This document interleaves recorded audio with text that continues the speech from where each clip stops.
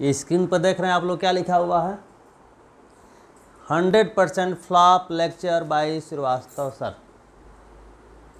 ठीक है, ज़रा आप लोग सोच के बताइए, क्या वास्तव में हमारा लेक्चर 100% फ्लॉप होगा? हमारा ही क्या, किसी भी व्यक्ति का क्या 100% फ्लॉप होगा? तो जवाब मिलेगा या तो हाँ में मिलेगा या तो नहीं में मिलेगा। देखिए एक्चुअल में जवाब है नहीं में। क्यों? आपके दिमाग में सवाल उठ सकता है, हम कहेंगे नहीं 100% फ्लॉप नहीं है, लेकिन क्यों नहीं है? क्योंकि आप हमारा वीडियो देख रहे हैं, आप हमारा लेक्चर सुन रहे हैं, आपने हेडिंग देखा 100% flop lecture by Srivastava sir, उसके बाद भी आपने हमारा लेक्चर सुना, 2 मिनट के ही देखा, 1 मिनट के लिए ही आपने देखा, आपके देखने से ये सिद्ध हो गया कि 100% फ्लॉप नहीं है। 100% फ्लॉप कब होता? जब कोई भी व्यक्ति इस लेक्चर को नहीं सुनता, लेकिन आप सुन रहे हैं। लेकिन आप सोच रहे होंगे कि ये सब जो है लिखने पढ़ने के पीछे का कारण क्या है? इसलिए कारण है कि आजकल के ज़माने में हम देखते हैं कि किसी के मुंह से सुनते हैं कि हम डिप्रेशन में आ गए हैं। आखिर डिप्रेशन में व्यक्ति क्यों जाता है? इसलिए कोई भी व्यक्ति जब किसी कार्य में असफल होता है तो वह सोच लेता है कि हम पूर्णतः बेकार हो चुके हैं, तब वह अवसाद से ग्रसित हो जाता है, जिसको इंग्लिश में डिप्रेशन बोलते हैं। तो पूर्णतः बेकार अपने आप को समझ लेता है, लेकिन पूर्णतः कोई भी चीज़ बेकार नहीं होती है, या पूर्णतः कोई भी चीज़ सफल भी नहीं होती है। सक्सेस भी 100% नहीं होगा और 100% आपका फ्लॉप भी नहीं होगा। ठीक है, ये हमारा साइंस भी बोलता है। साइंस में कोई भी चीज़ देखें तो 100% कोई चीज़ नहीं होती है। जैसे केमिस्ट्री में हम लोग पढ़ाते हैं आइडियल गैस, तो 100% आइडियल कोई गैस नहीं होती है। 100% इलास्टिक कोई चीज़ नहीं होता है, साइंस भी बोलता है। मतलब ये हुआ कि 100% कोई चीज़ बेकार नहीं हो सकती, 100% कोई चीज़ अच्छी नहीं हो सकती है। ये प्रूव हो गया कि आपने हेडिंग देखा, उसके बाद आप हमारा लेक्चर सुन रहे हैं, इससे प्रूव हो गया। इसलिए कोई भी अगर समस्या हमारे पास आती है तो डिप्रेशन में जाने की आवश्यकता नहीं है। ठीक है, दूसरी बात, एक और बात बताना चाहते हैं कि हम लोग सुनते आ रहे हैं बचपन से ही कि कार्य निर्धारित है, हर चीज़ का रिजल्ट निर्धारित है, ईश्वर ने निर्धारित कर रखा है ना, जो होना होगा वही होगा, फिर कर्म हम क्यों करें? जब सब कुछ निर्धारित है, कर्म क्यों करें? क्योंकि हम मैथमेटिक्स के टीचर हैं, इसलिए मैथमेटिक्स के लोगों से आपको बताना चाहते हैं। जैसे देखिए एक क्वेश्चन हम दे रहे हैं, 1/2 + 3 = 2/5। इसको अगर सॉल्व हम करें तो क्या होगा? 1/2 + 5 3 = 15 + 2 17/5 = क्या होगा? 5 1 = 5, 17 2 = 34 / 2 × 5 10। This is equal to 39/10।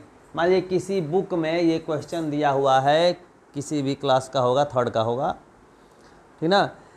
तो बच्चा जो है अपनी बुक में ये क्वेश्चन देखेगा एक्सरसाइज में, और उसके बाद उसका आंसर अगर पीछे देखेगा तो आंसर में लिखा रहेगा 39/10।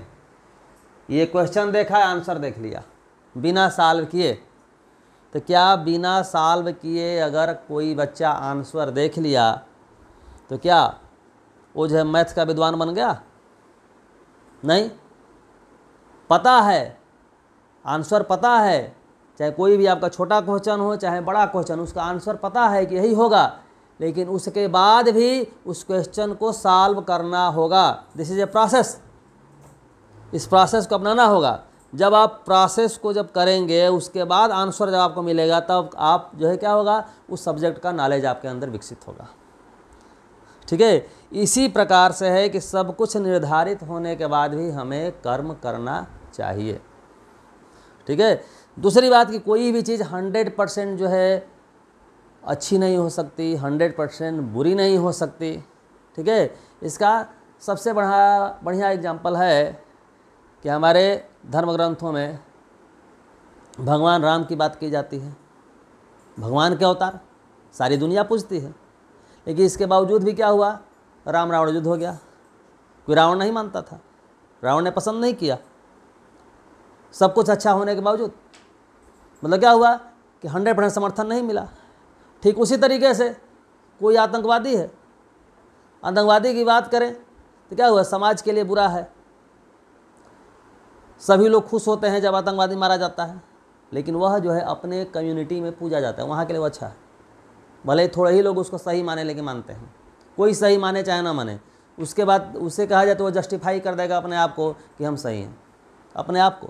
जैसे कि वीडियो की बात हो रही है, लेक्चर की बात हो रही है, कोई अगर ये लेक्चर को ना देखे तभी हम तो अकेले एक देख लेंगे, एक व्यू तो जाएगा। एक व्यू जाने का मतलब क्या हो गया आपका कि 100% फ्लॉप नहीं हो सकता।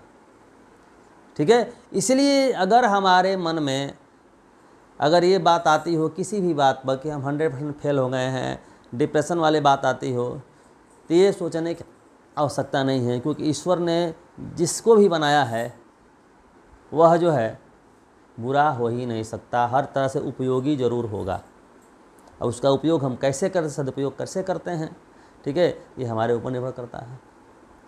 ठीक है, क्योंकि मैन्युफैक्चरिंग जो होती है आपकी, जैसे कोई आपका कंपनी है, कोई कंपनी है जैसे कोई गाड़ी बनाती है, तो हर साल उसमें क्या होता है, नया वर्जन आता रहता है। कोई मोबाइल है, पता चले कि 1 महीने बाद ही नया वर्जन आएगा, सुधार होता है।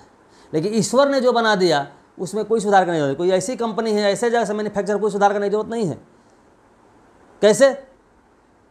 जैसे कि हम देखते हैं आपका कोई भी व्यक्ति जब पैदा होता है तो आपका क्या है, आँख जो 2 लगी हुई है यहाँ लग लगे, नाक कान यहाँ लगा रहेगा, नाक यहाँ लग रहा है। ईश्वर ने कभी नहीं सोचा, आपका बाद में नहीं सोचने की जरूरत पड़ी कि आँख जो है यहाँ लगा हुआ है तो इसको पीछे लगा दिया जाए। एक बार मैन्युफैक्चर जो हो गया। उसी तरीके से लोग जो है शुरू से ही जन्म लेते आ रहे हैं कि आँख यहाँ रहेगा, नाक यहाँ रहेगी, कान यहाँ रहेगा। माने आपको उसमें सुधार करने की ज़रूरत नहीं है। जबकि आदमी जो बनाता है, जो भी चीज़, मोबाइल हो चाहे आपका मोटरसाइकिल हो चाहे गाड़ी हो, उसमें क्या सुधार की ज़रूरत होती है। ठीक है, दूसरी बात एक और जो है, एक बहुत बढ़िया बात जो है आपको बताने जा रहे हैं।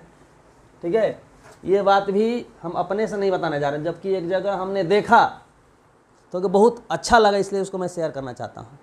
देखिए, जैसे हम आपसे पूछें कि क्या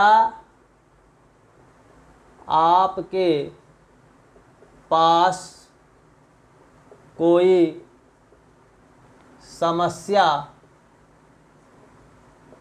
है, तो इसका 2 आंसर होगा। एक आंसर होगा नहीं। क्या आंसर होगा? नहीं। तो रिजल्ट आया, ये रिजल्ट यहाँ लिख देते हैं हम आपका। तो चिंता किस बात की? ठीक है, फिर एक आंसर आया कि हाँ समस्या है। ठीक है, तो हाँ जब समस्या है तो यहाँ से 2 क्वेश्चन और पूछा जाएगा, है ना। हाँ के बाद एक क्वेश्चन आपका, एक क्वेश्चन पूछा जाएगा कि क्या इसका आपके पास समाधान है। तो यहाँ से 2 आंसर आएगा। एक आंसर आएगा नहीं, समाधान नहीं है। जब हमारे पास समाधान नहीं है तो फिर रिजल्ट क्या आ गया, घूम फिर गए। तो फिर चिंता किस बात की, समाधान ही नहीं है तो फिर चिंता कहाँ ले करेंगे। दूसरी बात कि हाँ समाधान है, फिर जब समाधान है तो फिर रिजल्ट में क्या मिला, तो फिर चिंता किस बात की। यानी हर स्थिति में रिजल्ट क्या मिल रहा है, तो चिंता किस बात की। जब चिंता ही नहीं है तो फिर डिप्रेशन किस बात की। बस आज के लिए इतना ही, तब तक के लिए धन्यवाद।